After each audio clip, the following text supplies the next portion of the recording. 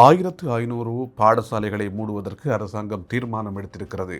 ஆனால் அது எதிர்காலத்தில் 3000 பாடசாலைகளாக மாற்றமடையக்கூடும் என்ற செய்தியையும் ஒரு கவலையையும் இலங்கை ஆசிரியர் சங்கத்தின் நுவரெலியா மாவட்ட செயலாளர் வெளிப்படுத்தியிருக்கிறார். நேற்றைய நாள் இடம்பெற்ற ஊடக சந்திப்பில் பல முக்கியமான கருத்துக்களையும் அவர் தெரிவித்திருக்கிறார். பொதுவாக இப்போது 50ற்கு உட்பட்ட மாணவர்களை கொண்ட பாடசாலைகளை மூடுவோம் என்ற கருத்து நிலவி வருகிறது. அதற்கு எதிர்ப்பும் ஒரு பக்கம் கிளம்பி இருக்கிற வேளையில் இந்த நடைமுறை அமுல்படுத்தப்பட்டுக் கொண்டிருக்கிறது. மெல்லமெல்லவாக பொதுவாக மலையக பகுதிகளை பொறுத்த வரைக்கும் 3 கிலோமீட்டருக்கு உட்பட்ட பாடசாலைகளை இப்போது புதிய சுற்று நிருபத்தின்படி 5 கிலோமீட்டருக்கு உட்பட்ட பாடசாலைகளாக மாற்றுவதற்கு முடிவுகள் மேற்கொள்ளப்பட்டிருக்கிறது. இது மிகப்பெரிய ஆபத்தை மலையக கல்வி சமூகத்திற்கு ஏற்படுத்தும் என்ற கருத்தையையும் கவலையையும் அவர் வெளிப்படுத்தியிருக்கிறார். பொதுவாக மலையகத்தில் பயணங்களை மேற்கொள்ளும் போது போக்குவரத்து பாதிப்பு என்பது மிக முக்கியமான ஒரு விடயம். மலையகத்தின் பல இடங்களில் உரிய நேரத்திற்கு பயணங்களை மேற்கொள்வது என்பது மிக கஷ்டமான ஒரு விடயம். எனவே இந்த 3 கிலோமீட்டருக்கு உட்பட்ட பாடசாலைகளை 5 கிலோமீட்டராக மாற்றுவது என்பது மலையக கல்வி சமூகத்தை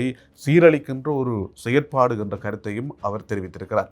பொதுவாக இப்போது சமத்துவமான கல்வி இலங்கையில் வழங்கப்படுகிறது என்று அரசாங்கம் கூறி வந்தாலும் எங்கே இலங்கையில் சமத்துவமான கல்வி நிலவுகிறது என்ற கேள்வியும் எழும்பியிருக்கிறது. உண்மையில் பொதுவாக இலங்கையின் பல இடங்கள் இருக்கின்றது கல்வி செயற்பாடுகளுக்காக.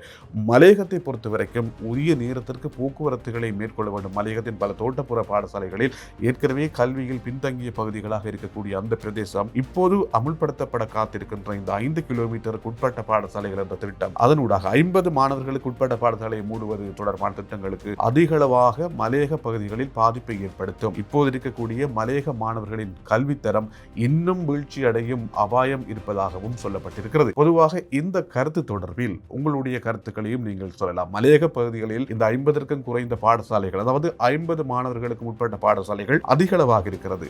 இந்த திட்டத்தை அமுல்படுத்துவதன் ஊடாக உங்களுடைய கருத்துக்களையும் நீங்கள் தெரிவித்துக் கொள்ளலாம். இது வரவேற்கக்கூடியதா அல்லது மலையக பகுதிகளை பொறுத்தவரைக்கும் எதிர்ப்பு தெரிவிக்கக்கூடிய ஒரு விடயமா என்பதையும் நீங்கள் சொல்லுங்கள்.